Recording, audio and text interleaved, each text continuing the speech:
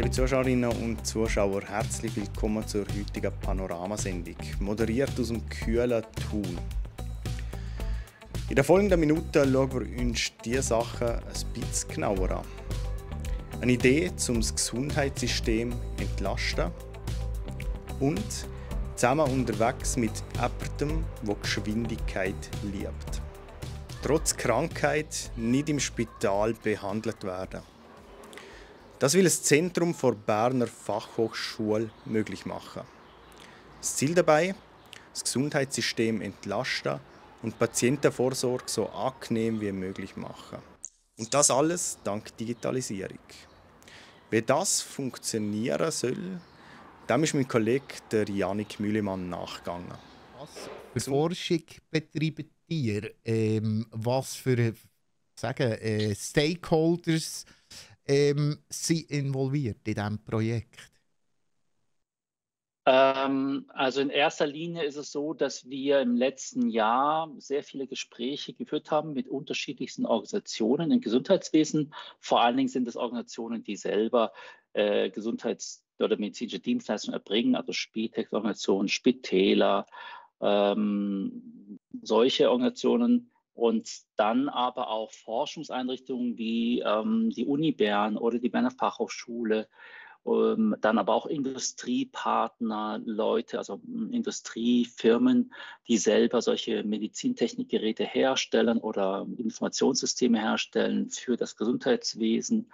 Und gemeinsam, sagen wir, in diesem Dreigespann, sage ich mal, Forschung, Industrie und Leistungserbringerschaft, will man verschiedene Fragestellungen zu diesen Care-at-Home-Modellen angehen.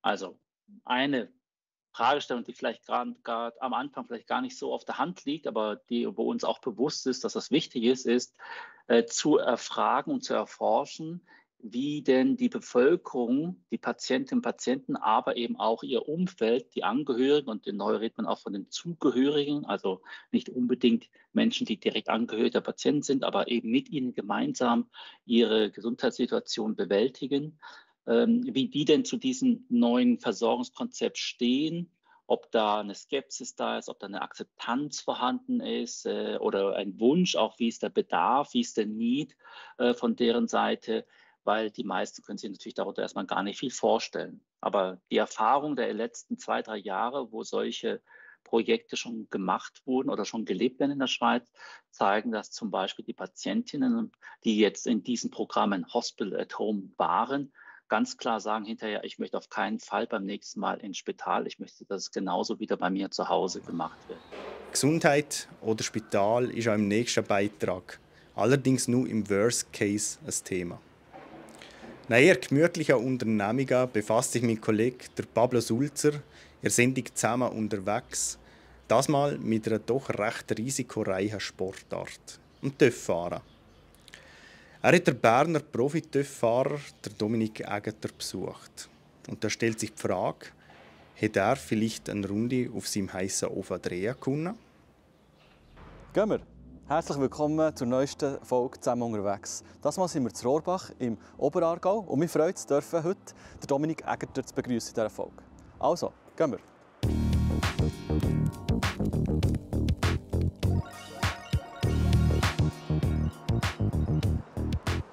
Dominik, merci, begrüßt du uns hier. Ja. Schön, dich kennenzulernen. Freut mich, ja. Ja, da bin ich aufgewachsen. Da ist ein Elternhaus. Hier auf diesem Platz habe ich angefangen zu fahren, ja, mit einem kleinen Töff. Genau. Momentan bin ich viel am Trainieren, eigentlich viel im Fitnesscenter. Du bist einer der besten Renntöfffahrer in der Schweiz. Wie ist das so, weltweit unterwegs zu sein? Es ist natürlich schön, dass man als Schweizer das machen darf. Ich habe gleich ein paar Jahre die Schweizer Fahne hochhalten und zwischen auch die Nationalhymne hören. Wir wollen natürlich auch ein paar Töpfe sehen. Wo gehen wir jetzt hin? Wir gehen gerade hier ins Nachbarhäuschen rüber. Dort habe ich so einen kleinen Showroom. Also, dann gehen wir gerade rüber. He? Da wären wir. Tobi, zeig uns den Weg, bitte. Kommt mit. Gehen wir schauen. Motocross-Töpfe, wo ich natürlich immer noch viel trainiere. Und ja, da innen ist so ein bisschen mein Showroom, so ein bisschen Ablagerungsraum nach fast über 20 Jahren. Ja, hat auch ein paar schöne Trophäen gegeben. Zeig uns mal etwas, oder? Ja, die wichtigsten sind natürlich hier die Medaillen, die goldigen Medaillen, die ich Weltmeister geworden im 21 und 22 im Supersport 600er. Ja, das ist natürlich ein Lebenstraum. Du hast auch noch im Moto 2 ja auch Rennen gewonnen. Einen oder zwei? Also die Zielflagge habe ich als erstes gesehen. Das letzte war, glaube ich, im 2017 in Misano. Ich bin dann dort disqualifiziert worden, weil es falsches Öl im Motor war. Einen habe ich und dann fällt. Man misst sich mit der Weltelite, also mit den Besten der Welt. Man muss Kampfgeist haben, wenn man Verletzung hat. Man muss sich dort wieder rauskämpfen. Viel ist auch budgetmässig, also das Stufffahren ist ziemlich teuer. Ich kann dir sonst auch noch so ein Kombi zeigen. Ich habe von jedem Jahr ein Kombi immer auf die Seite hier. Mit Knäuschleifer, wo man wechseln kann. Meine zweite Haut, und das ist natürlich sehr wichtig. So Trainingsstuffen. Das ist ein Motocross 60 Kubik. Mit dem bin ich 1999 Schweizer Meister geworden. Aber ohne Seitenwagen, den haben wir dann noch hergebastelt. Wir gehen sonst noch eine Station weiter. Ein kleines Garage, wo ich aber meine Töpfe ein bisschen zweckrichte. Dort gehen wir reinschauen.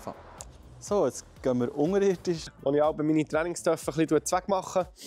Dann sieht man den Bus. Der hat auch schon ein paar Kilometer auf Boku ab. Und hier habe ich so ein bisschen mein kleines Garage. Also hier ist eine alte Moto 2 Maschine, die ich gefahren bin. Original. Motocross-Töpfe.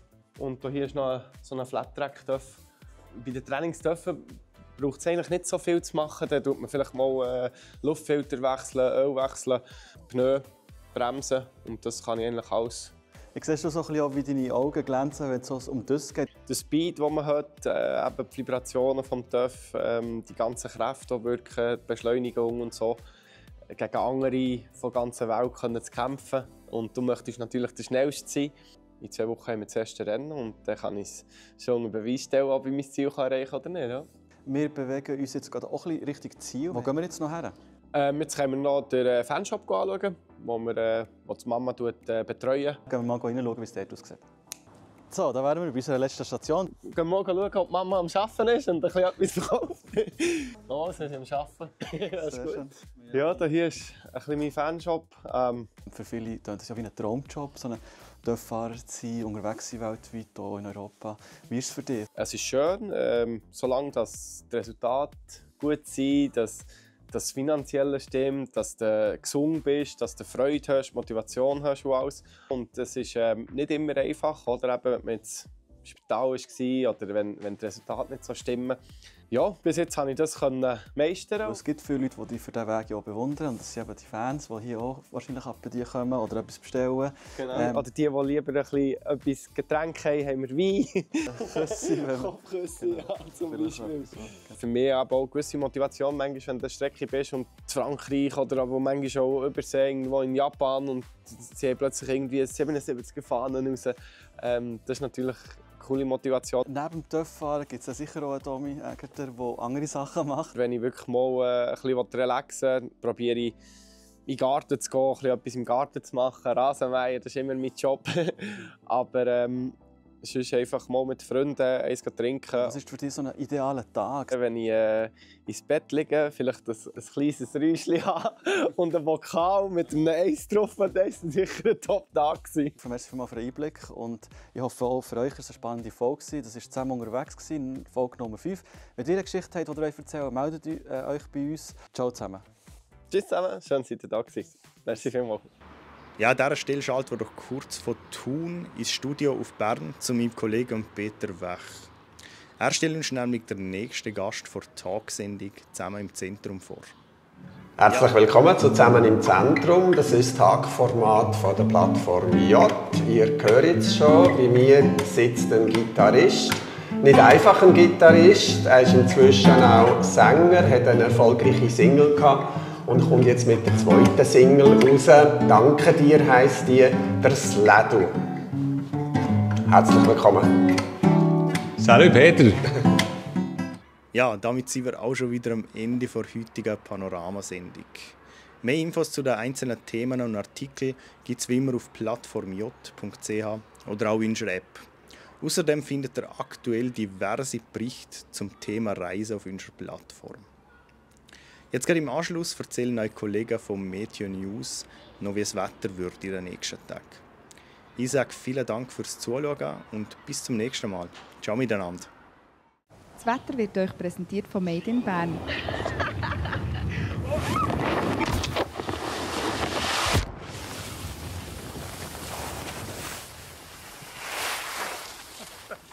Bärenstarke Winterferien. Made in Bern. Herzlich willkommen bei Ihrem Plattform Jodwetter für den Kanton Bern. Es freut mich sehr, schauen Sie wieder vorbei.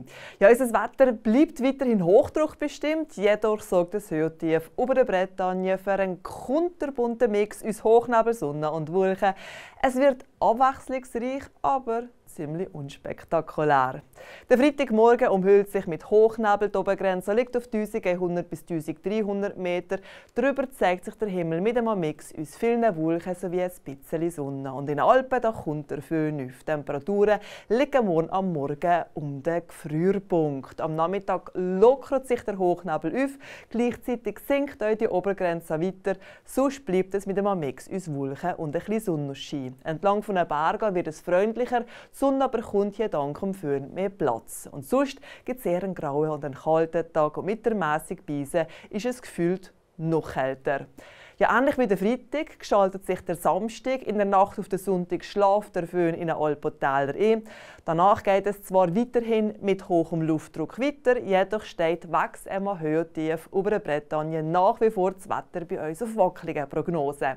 Aus heutiger Sicht geht es wechselnd bewölkt und meist trocken weiter. Am Temperaturniveau ändert sich wenig. Ja, das war schon wieder Ihr Plattform Jodwetter für den Kanton Bern. Herzlichen Dank fürs Zuschauen und weiterhin eine wunderbare Zeit.